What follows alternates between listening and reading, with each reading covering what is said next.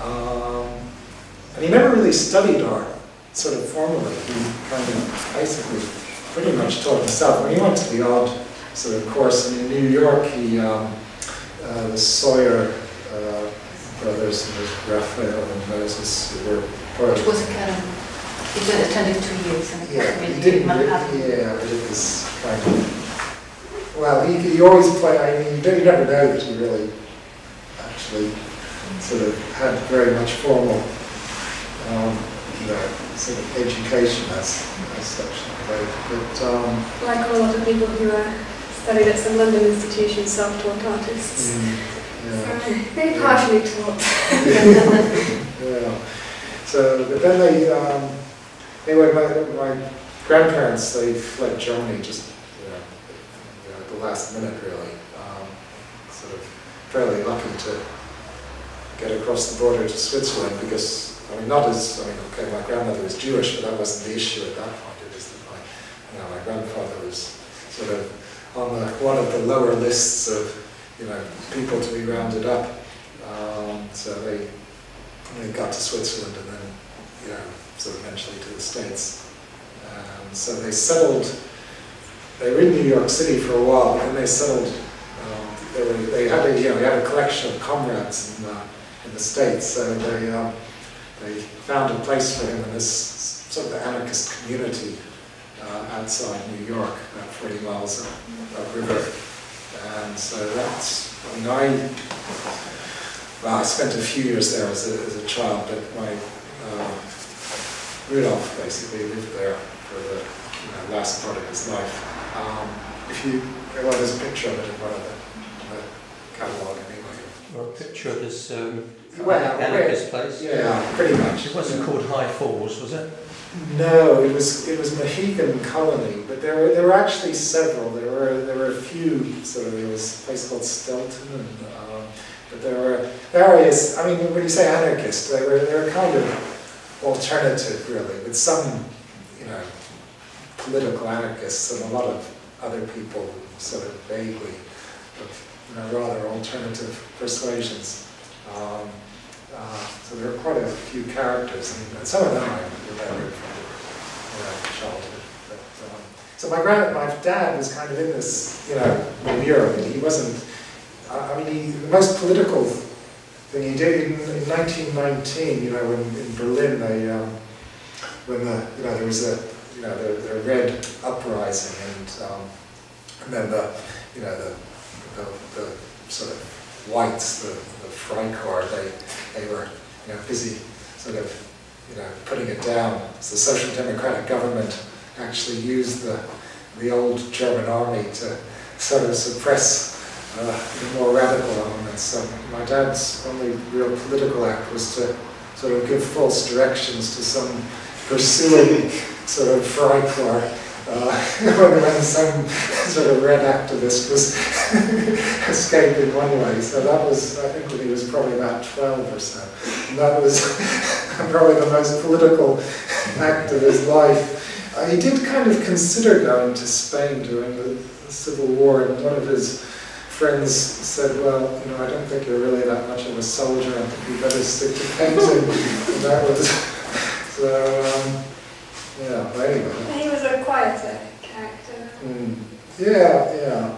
So we knew, after that, the people sort of anarchists, if you like, they were more, writing, more of a historical thing, really, rather than as a current sort of movement. So, I know there are. I read somewhere that if I was still subscribed to anarchist newspapers, there before the very end there was still. Well, whether he subscribed, I think it was just the subscriptions didn't unsolicited. He was because you cared for him in later life. Well, yeah. I saw that he was something of a capitalist sympathiser. Capitalist sympathiser. Yeah, so he acknowledged that the quality of life had been improved through capitalism. Yeah, you have to kind of put it in context, because the thing is, the anarchists, the main, at least for, some of them, what happened after the Russian Revolution? Some sort of basically, turned themselves into communists. A lot of others, were, because what happened in, certainly with Trotsky and the sort of when they turned on the anarchist forces, which were sort of led by Machno, and then when they did in Kronstadt, which was again, they weren't, Kronstadt sailors weren't really anarchists, but the anarchists were very sort of, kind of tied up with them.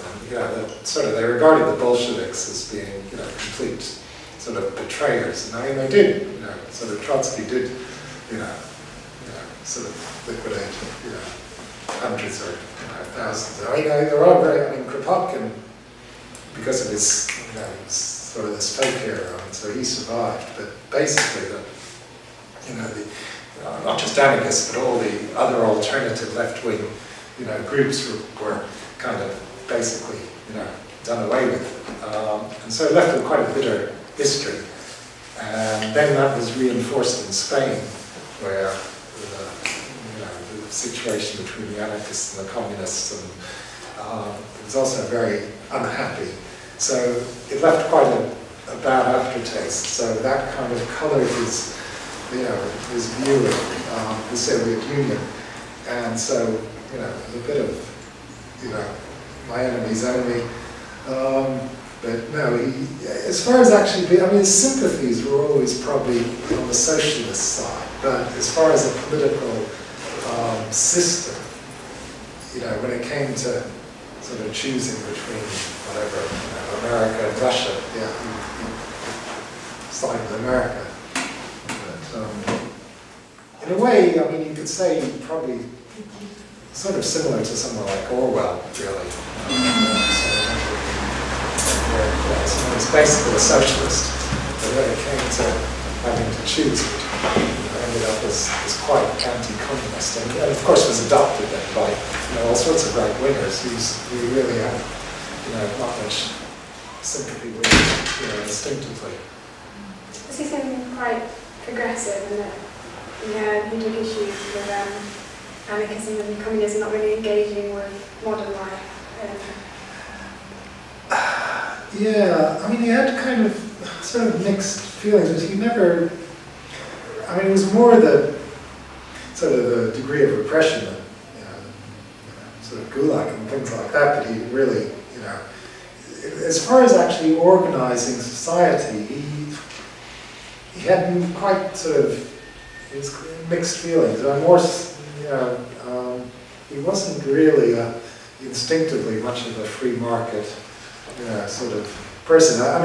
In practical terms, if he was forced then to say, well, if you have to choose between, state socialism and capitalism, or state capitalism, whatever you want to call what's going on in Russia, that, he'd probably choose, he the was West. reluctant to definitively position himself, and I think Yeah. the same with his artwork as well. Yeah, that's probably true.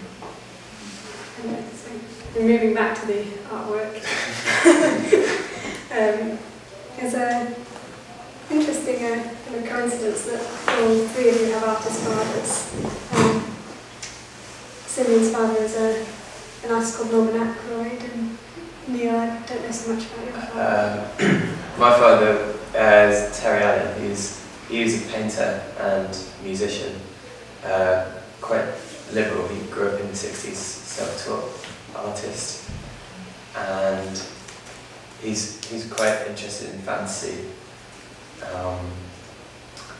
and making anything from sculptures to paint, well, sort of models, and had kind of a persuasion to a kind of a hippie lifestyle, I guess, for lack of a better word. He taught me a lot. Well, he sort of influenced a lot of my decisions growing up as a making work and stuff. He's always encouraged me, given me lots of things to do. He made me a large castle out of paper mache when I was 4, so constantly, showing me how great it is to sort of paint and draw. Yeah.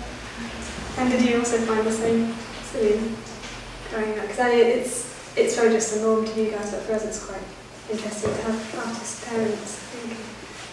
Well, he was always just being an incessant worker, and getting up from 8 till work till 6, and a lot of the time he was down in the studio. It was very much kind of a private activity for him, but it also kind of enabled us to go to. He's a landscape printmaker, so fascination with remote islands off the coast of the British Isles. So there was always this attitude to get out of the house and go somewhere and to make something, and bring it back to the studio and finish something off back there. And he's been fascinated by process, and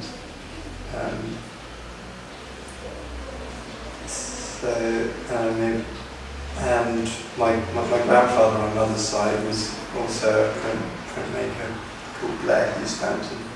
And my grandfather and my father were teaching at Central in the 70s, which is when,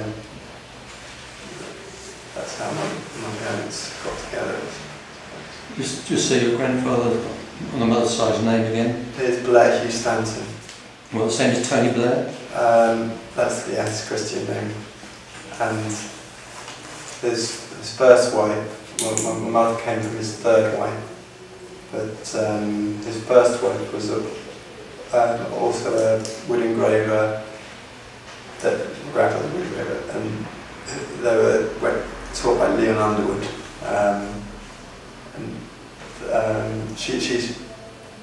His first wife was called Gertrude Hermes. Gertrude Cummings? Gertrude Hermes. Hermes. Hermes.